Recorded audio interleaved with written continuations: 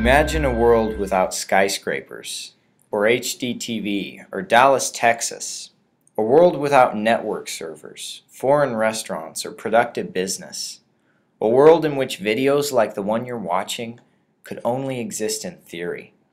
You may not have guessed because it isn't at all evident, but this world could have been our own had we never created one simple innovation, an innovation that made so many other technologies possible. It's been taken for granted in many respects, and the ways it's impacted humanity cover a broader spectrum than the average person realizes, or will ever realize. This innovation is refrigeration, the ability to control the flow of heat by controlling pressure.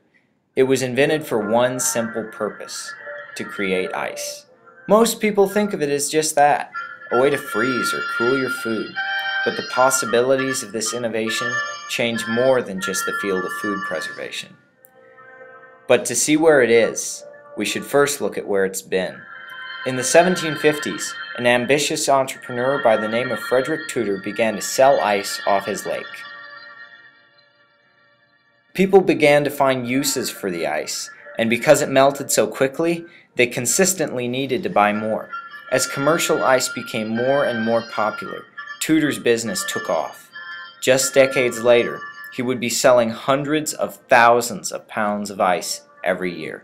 Some of it would be shipped by boat to locations as remote as India, earning Tudor the title of Ice King. But Tudor's monopoly couldn't last forever. Everything changed when engineers created one simple innovation: refrigeration tubes.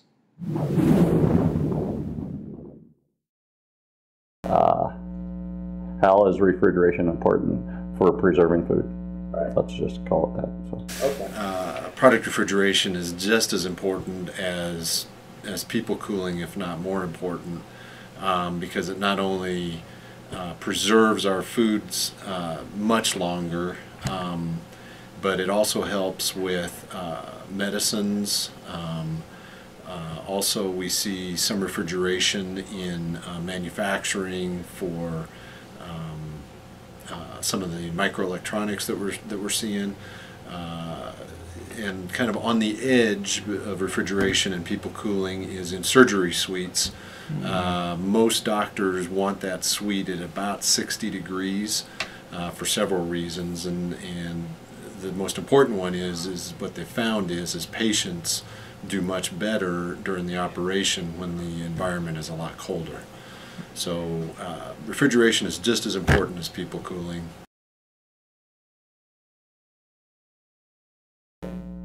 Cooling, over history, if you take a look at the globe, productivity has been adjusted because of cooling. Okay. In the equator area, that productivity has in the past been very low.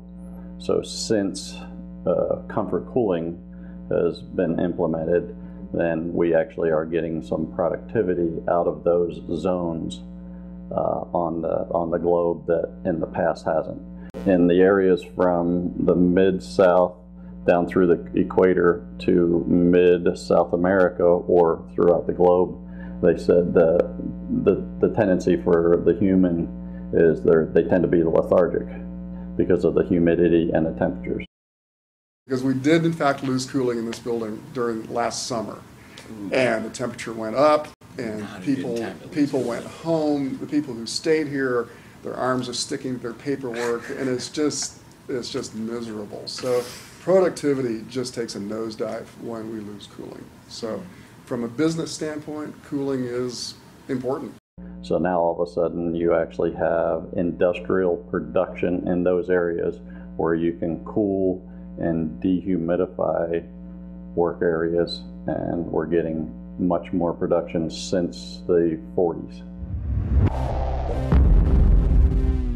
In the 80s and 90s, we dealt with the ozone depleters.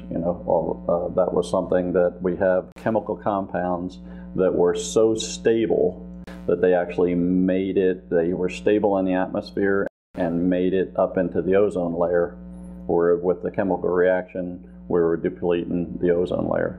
So we've gone from ozone depleters, and eliminated those as of 2020. The CFCs are gone. The HCFCs will be gone as of 2020. And now we've moved into HFCs. Okay, HFCs they're not ozone depleters, but now we've moved into a chemical that actually is a global warmer. A lot of the refrigerants that are being used right now, not a lot of, but all of them, at least in the United States, are all zero ozone depletion refrigerants. Now, ozone depletion is different than global warming, so there's kind of two concepts there. And then we'll be moving possibly into food irradiation, which is something that, of course, the customer really isn't familiar with now.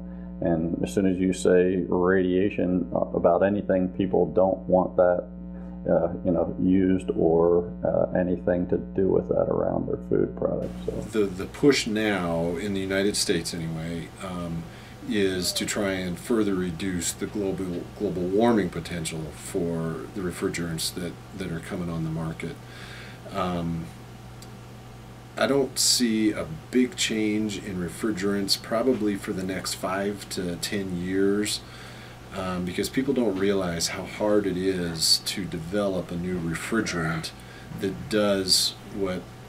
performs the way that we need it to perform in our industry and in the process refrigeration industry, because we only have a certain number of chemicals that we can work with, and developing new refrigerants is very tough, very tough.